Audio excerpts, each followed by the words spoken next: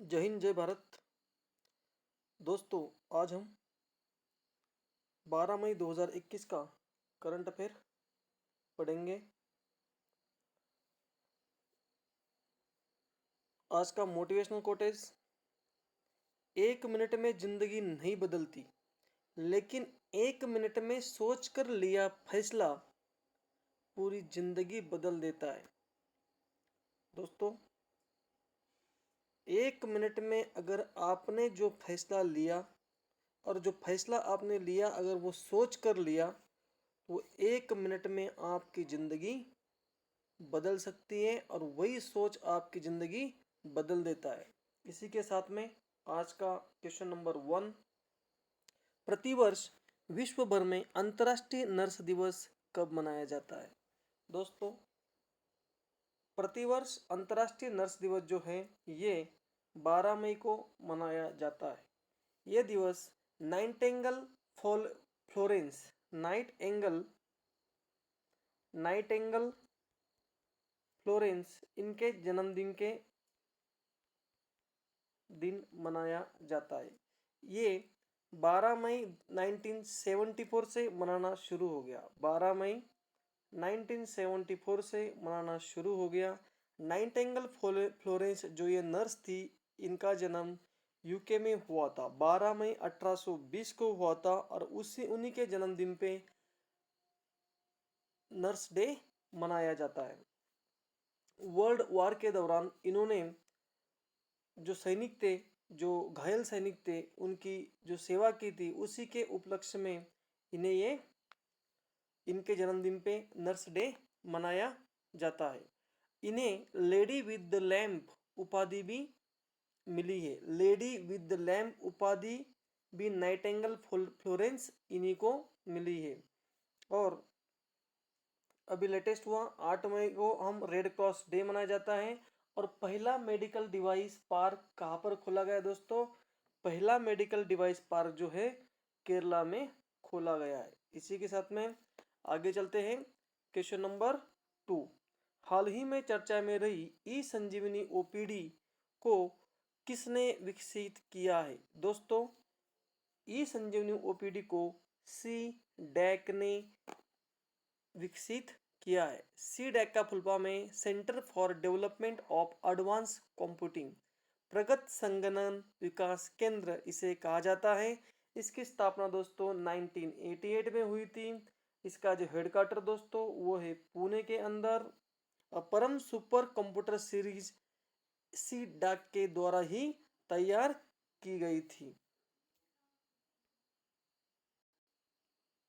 ई संजीवनी जो ओपीडी है उसके तहत दूर दराज क्षेत्रों तक मेडिकल सुविधाएं पहुंचाना इनका लक्ष्य है। दूर-दराज क्षेत्रों में तक मेडिकल सुविधाएं पहुंचाना इनका क्षेत्र है। एक तरह की टेलीमेडिसिन सुविधा की तरह से हरियाणा में अभी टेलीमेडिसिन जो योजना शुरुआत हुई थी, मैंने आपको सिखाया था करनाल हरियाणा के अंदर, वैसे ये टेलीमेडिसिन सुविधाएं हैं जिससे इस ई संजीवनी के जो ओपीडी है उसमें सेना के पूर्व डॉक्टर्स रहेंगे। वो जिनको कोविड-19 हुआ है उन मरीजों से ऑनलाइन ये बात करेंगे और मरीजों को ऑनलाइन ही बताएंगे कि किस तरह की आपने दवाई लेनी है, क्या करना है। ये पूरा परामर्श उनको ये ऑनलाइन ही देंगे। आगे चलते हैं दोस्तों। क्वेश्चन नंबर 3, हाल ही में किस देश ने कोरोना से बचाव के लिए माउंट एवरेस्ट पर एक विभाजन रेखा स्थापित करने की घोषणा की है? दोस्तों, आपको तो पता ही होगा, ये देश है चीन। चीन की कैपिटल दोस्तों बीजिंग, यहाँ की करेंसी है युआन, यहाँ के प्रेसिडेंट है शी जिनपिंग। उसी शी जिनपिंग को आप छी जिनपिंग भी कह सकते हो। दोस्तों, ये जो चीन है धीरे धीरे नेपाल से दोस्ती कर दी। अभी इसने ये जो माउंट एवरेस्ट है, माउंट एवरेस्ट को चढ़ने के लिए एक्चुअल जगह नेपाल से लोग माउंट एवरेस्ट पे चढ़ते हैं, लेकिन इसने एक चाल चली। इसने नेपाल को अभी जो माउंट एवरेस्ट है उसको विभाजित करना शुरू कर दिया। वो आपकी तरफ ज़्यादा कोविड-19 के पेशेंट है, इसलिए हम बीच में एक लाइन खींच देंगे, जिससे आपके लोग यहाँ हमारी तरफ नहीं आएंगे, जिससे मतलब कोविड-19 के पेशेंट हमारे पास नहीं आएंगे। कोविड-19 के दोस्तों जन्म ही चाइना के अंदर ही हुआ है, और अभी ये जो देश है दूसरों पे दोष लगाता है। अभी जो माउंट एवरेस्ट की पहले जो हाइट हम नापते मतलब बताते थे 8848 मीटर इसकी हाइट थी, लेकिन चाइना ने इसका दोबारा नापा, तब इसकी हाइट कितनी आ गई 8848.86 मीटर, इतनी दोस्तों इसकी हाइट आई है। इसी माउंट एवरेस्ट को नेपाल में क्या कहा जाता है दोस्तों? माउंट एवरेस्ट को नेपाल में कहा जाता है सागर माथा। माउंट एवरेस्ट पर सबसे पहले कौन सा इंसान चढ़ा था? तो वो चढ़ा दोस्तों एडमंड हिलेरी। Edmund Hillary. तो इनके साथ उस समय शेरपा कौन था? इनको साथी शेरपा कौन था? वो था दोस्तों तेंजिंग नोर्वे। कौन थे? तेंजिंग नोर्वे। नॉर्वे ये इनका शेरपा था। कब चढ़े थे? 1953 में पहली बार कोई इंसान जो है माउंट एवरेस्ट उन्होंने फतह किया था। विश्व की दूसरी सबसे ऊंची चोटी कौन सी है? पहला सबको पता होता है, दूसरा भूल जाता है दोस्तों। ये माउंट केटू, इसकी हाइट है 8611 मीटर, और दोस्तों ये है काराकोरम हिमालय के अंदर ये स्थित है। आगे चलते हैं। क्वेश्चन नंबर 4, हाल ही में किस राज्य ने मनोज दास अंतर्राष्ट्रीय साहित्य पुरस्कार करने की घोषणा की है? दोस्तों यह की है ओडिशा सरकार ने। ओडिशा की कैपिटल दोस्तों भुवनेश्वर, यहाँ के चीफ मिनिस्टर दोस्तों नवीन पटनायक, और यहाँ के गवर्नर का नाम है गणेशी लाल। दोस्तों ये मनोज दास, इनका जो निधन हुआ है, इन्हीं के नाम पे मनोज दास अंतर्राष्ट्रीय साहित्य पुरस्कार करने की घोषणा की है। ये जो मनोज दास थे अंग्रेजी के साहित्यकार थे। किसके थे? अंग्रेजी के साहित्यकार थे, और इन्हें 2020 में पद्म विभूषण पुरस्कार मिला था। कौन सा? पद्म विभूषण, सॉरी पद्म भूषण दोस्तों, पद्म भूषण भारत का तीसरा सर्वोच्च पुरस्कार। पहला भारत रत्न, दूसरा पद्म विभूषण, तीसरा पद्म भूषण, ये मनोज दास जी को मिला था। और ये जो पुरस्कार है कौन सा? मनोज दास अंतर्राष्ट्रीय साहित्य पुरस्कार। इसके तहत 10 लाख की नगद पुरस्कार दिया जाएगा। कितना? 10 लाख की राशि इसमें दी जाएगी। दोस्तों उड़ीसा के अंदर ही सिमलीपाल, भितरकनिका, ये नेशनल पार्क कहाँ पर है? उड़ीसा के अंदर ही स्थित है। आगे चलते हैं। क्वेश्चन नंबर 5, हाल ही में भारतीय रिजर्व बैंक ने दूसरे विनिमय समीक्षा प्राधिकरण की सहायता के लिए किसकी अध्यक्षता में सलाहकार समूह का गठन किया है? तो दोस्तों वो है यस जानकी रमन। यस जानकी रमन, इनकी अध्यक्षता में सलाहकार समूह का गठन किया है। आगे चलते हैं। क्वेश्चन नंबर 6, 9 मई 2021 को स्पेस एक्स ने वर्ष 2022 में चंद्र मिशन डॉजी 1 लॉन्च करने के लिए किस क्रिप्टो करेंसी की पेमेंट के तौर में स्वीकार करने की घोषणा की है? दोस्तों वो है डॉग कॉइन। दोस्तों वो है डॉग कॉइन। ये दोस्तों डॉग कॉइन इस डिजिटल करेंसी की घोषणा की है। डॉजी 1 जो है चंद्र मिशन है दोस्तों, ये 2022 में लॉन्च होगा। फाल्कन 9 रॉकेट से ये जाएगा, और इसका जो पेमेंट सिस्टम है दोस्तों डॉजी कॉइन होगा। एक तरह की जैसे बिटकॉइन की तरह ये भी डिजिटल करेंसी है दोस्तों।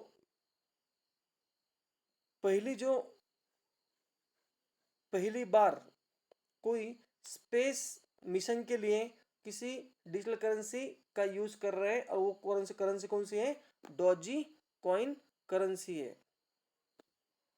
आगे चलते हैं। क्वेश्चन नंबर 7, 10 मई 2021 को किस राज्य सरकार ने 18 वर्ष के ऊपर सभी कोरोना संक्रमित मितों को आइवरमेक्टिन दवाई के इस्तेमाल की मंजूरी दी है? दोस्तों वो राज्य है आपका गोवा। लेकिन सबसे बड़ी बात है, गोवा ने आइवरमेक्टिन दवा के लिए यूज करने के लिए मंजूरी तो दी है, लेकिन इसके ऊपर जो WHO वर्ल्ड हेल्थ ऑर्गेनाइजेशन जो है उसने इसके ऊपर रोक लगा दी है। जैसे 18 वर्ष से ऊपर आयु के जितने भी मरीज थे कोविड-19 से संक्रमित हुए थे, उनको गोवा सरकार आइवरमेक्टिन दवा दे रही थी। आइवरमेक्टिन दवा उनको दी जाती है जिनके पेट में कीड़े होते हैं। लेकिन जो WHO के अंदर जो भारत की ही जो सौम्या स्वामीनाथन है, चीफ साइंटिस्ट है WHO के अंदर, भारत की सौम्या स्वामीनाथन जो है ये चीफ साइंटिस्ट है दोस्तों WHO के अंदर। इन्होंने इसका यूज करने के लिए मना कर दिया है, क्योंकि ये जो दवा है इसके बाद में साइड इफेक्ट भी हो सकते हैं, ऐसा उनका कहना है। WHO का हेडक्वार्टर दोस्तों कहाँ पर है?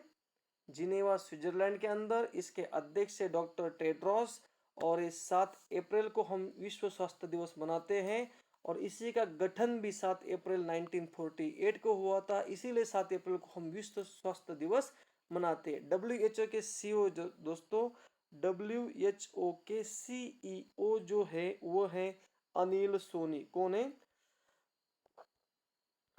अनिल सोनी जो है WHO के CEO। विश्व की पहली वैक्सीन कौन सी थी?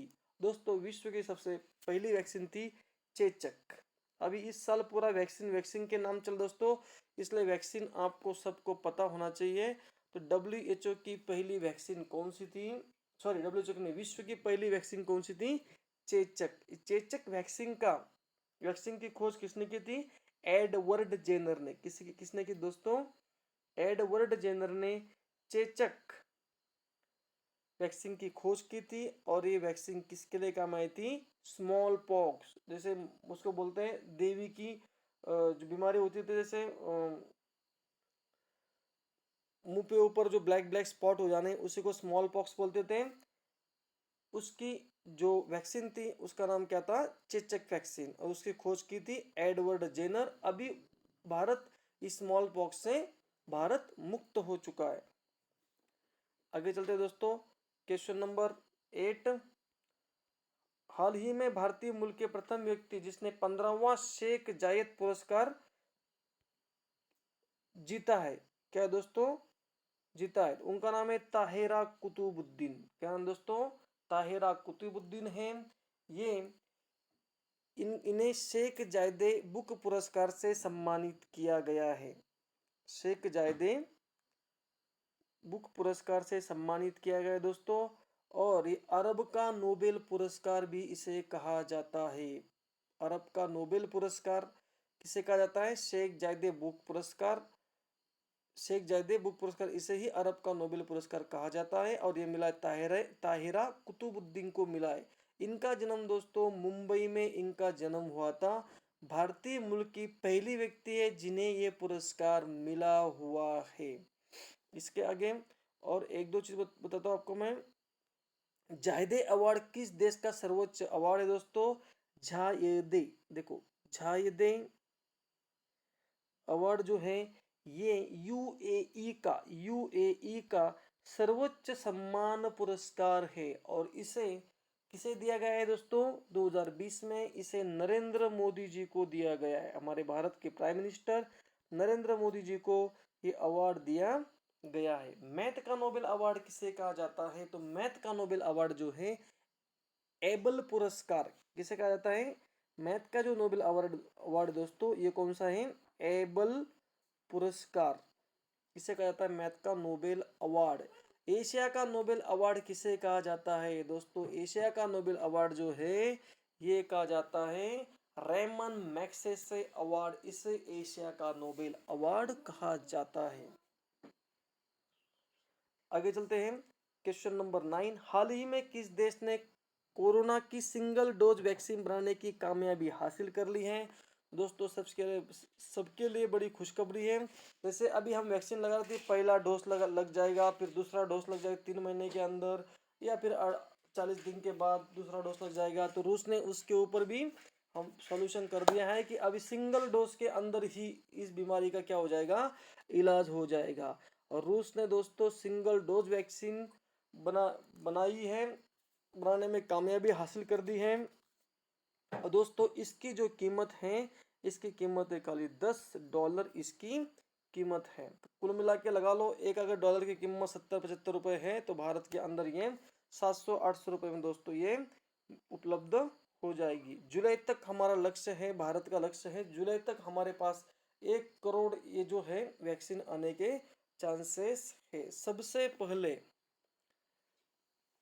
पहले विश्व में कोविड-19 के ऊपर वैक्सीन किस देश ने बनाई थी, तो वो भी था दोस्तों रूस।